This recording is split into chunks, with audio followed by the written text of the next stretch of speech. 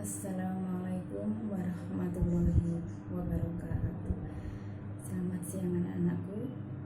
Jumpa lagi di video yang kedua, masih dengan materi yang sama, yaitu sistem reproduksi pada manusia, tapi dengan beda pembahasan. Oke, langsung saja kita mulai. Untuk pertemuan hari ini yang akan kita bahas yaitu tentang organ reproduksi pada laki-laki. Organ reproduksi pada laki-laki nanti terbagi menjadi dua. Yang pertama yaitu organ reproduksi dan kelenjar-kelenjar reproduksi. Mari kita bahas ya. Yang pertama yaitu organ reproduksi.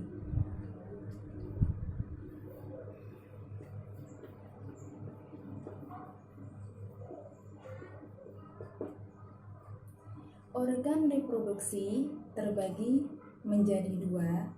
Yang pertama bagian luar, dan nanti yang kedua ada juga bagian dalam. Kita mulai yang pertama dulu dari bagian luar. Ya. Dari bagian luar ya, terbagi menjadi dua. Yang pertama yaitu ada skrotum. Skrotum letaknya paling bawah, ini merupakan selaput pembungkus testis ya. Yang kedua ada yang namanya penis ya. Penis letaknya di sini. Fungsinya untuk apa? Menyalurkan ya sperma ke dalam alat kelamin perempuan. Oke, langsung saja kita ke bagian dalam.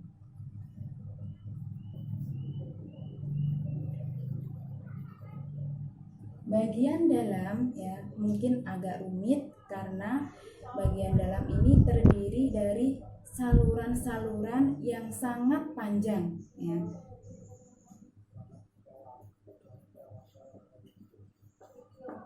Mari kita pelajari bersama. Yang pertama yaitu ada testis. Testis letaknya di sini. Testis juga ada yang namanya kelenjar atau mungkin bisa dikatakan saluran ya. Saluran tubulus seminiferus ya. Di sini sebagai tempat proses berlangsungnya spermatogenesis.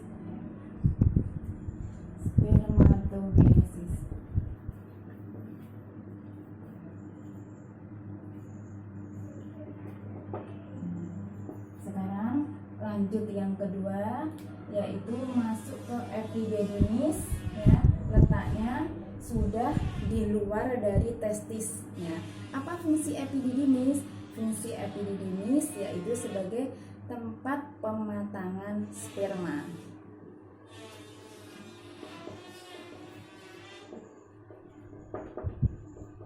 Pematangan sperma. Yang ketiga masuk ke depannya lagi atau mungkin ke atasnya lagi yang namanya vas deferens ya. Vas deferens sendiri ini merupakan saluran ya sperma ya yang menyalurkan dari epididymis menuju ke vasikula seminalis ya. Kita tulis dulu ya. Vas deferens ya. Fungsinya yaitu menyalurkan sperma dari epididymis menuju vasikula seminalis. Kita masuk yang keempat yaitu masuk ke ini saluran ejakulator atau ductus ejaculatorius ya, ductus ejaculatorius ya. Fungsinya yaitu menyalurkan sperma, letaknya di sini, menyalurkan sperma dari vasikula menuju uretra. Dari vasikula menuju uretra. Nah, yang terakhir yaitu ada uretra. Uretra sendiri letaknya di dalam penis ya. Fungsinya yaitu tempat keluarnya ya sperma dan urin. Uretra. Keluarnya sperma dan urin. Nah, urin. Ada yang tidak saya sebutkan yaitu vasikula seminalis. Vasikula seminalis merupakan ya tempat penyimpanan sperma yang sudah matang dan siap untuk dikeluarkan. Berikutnya nanti kita akan bahas tentang kelenjar-kelenjar pada reproduksi laki-laki. Dan kita akan membahas tentang kelenjar-kelenjar pada reproduksi laki-laki. Ya. Di sini ada kelenjar apa aja? Mari kita lihat bersama. Yang pertama yaitu vasikula seminalis. Vasikula seminalis ya, selain sebagai tempat penyimpanan ya sperma yang telah matang dan siap untuk dikeluarkan, selain itu juga menghasilkan kelenjar cairan nutrisi sperma ya, cairan nutrisi sperma,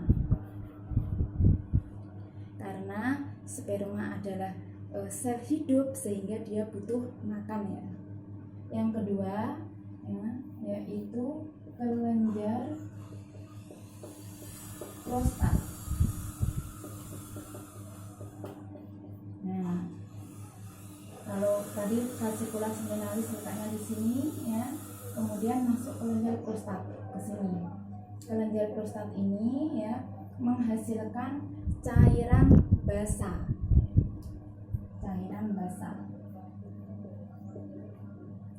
Cairan basah ini untuk mengurangi keasaman pada vagina dan residu urin. Selanjutnya yang ketiga yaitu kelenjar Koper. Kelenjar Koper ya, kelenjar Koper ya. Di sini letaknya di sini. Fungsinya yaitu menghasilkan cairan untuk proses lubrikasi atau pelumas pada saat kopulasi. Menghasilkan cairan lubrikasi atau pelumas. Ini adalah 3 macam kelenjar-kelenjar reproduksi pada organ laki-laki. Sekarang saya akan menjelaskan tentang gametogenesis. Apa itu gametogenesis? Mari kita pelajari bersama-sama. Gametogenesis adalah proses pembentukan sel gamet ya, jantan dan betina. Jadi nanti gametogenesis terbagi menjadi 2. Yang pertama ada spermatogenesis, yang kedua ada oogenesis. Mari kita mulai dari spermatogenesis. Spermatogenesis yaitu artinya pembentukan sperma. Ya, berarti kita mulai dari spermatogonium. Ya, di bukumu juga sudah ada. Di paling atas ada spermatogonium. Apa itu spermatogonium? Yaitu induk sel sperma. Ya, induk sel sperma sifatnya diploid atau 2N. Terus kemudian melakukan pembelahan secara mitosis ya, dan berkembang menjadi spermatosit primer dengan sifat masih sama yaitu diploid. Ya. Kemudian setelah spermatosit primer melakukan pembelahan lagi secara meiosis 1 ya, menghasilkan dua spermatosit sekunder, jumlahnya ada 2, tapi memiliki sifat yang berbeda, yaitu haploid atau N, karena sudah melalui proses meiosis ya. Kemudian spermatosit sekunder ini juga melakukan pembelahan lagi secara meiosis 2, menghasilkan 4 spermatid ya, dengan sifat yang sama, yaitu haploid atau N. 1, 2, 3, 4 spermatid. Kemudian melalui proses pematangan menjadi spermatozoa ya. Proses pematangan tersebut disebut spermatozoa itu disebut spermiogenesis ya, terjadi di epididymis ya. Di gambar ini sudah terlihat jelas sekali bentuk perbedaan dari ya, spermatid dengan spermatozoa.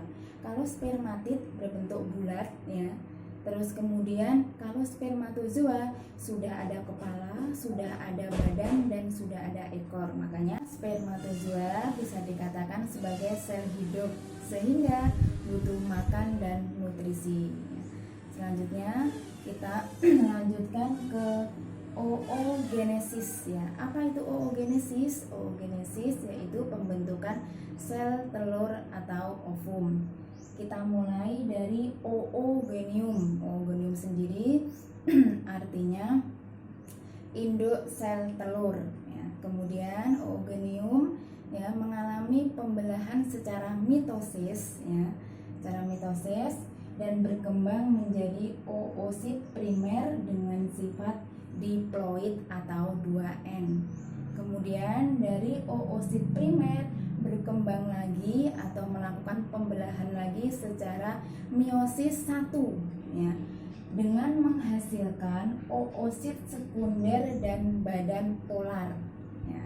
Oosit sekunder ini memiliki sifat yang berbeda, yaitu haploid. Kenapa? Karena sudah mengalami meiosis ya. Kemudian dari oosit sekunder berkembang lagi menjadi ootit melalui meiosis 2 ya. Dan badan polar, ootitnya 1, badan polarnya ada 3 ya. Kemudian dari ootit ini berkembang atau masuk ke proses yaitu ovum atau sel telur. Kemudian badan polarnya yang 3 itu akan hilang ya. Proses pematangan sel telur atau ovum ini terjadi di ovarium ya. Demikian anak-anak ya, penjelasan tentang organ reproduksi pada laki-laki dan gametogenesis ya. Untuk tugas hari ini silakan kalian buka LKS halaman 10 sampai 11. Di situ ada organ-organ, silakan kalian ya, silakan kalian isi keterangannya, kemudian juga ada tabelnya ya. Kita akan bertemu di video yang akan datang. Assalamualaikum warahmatullahi wabarakatuh.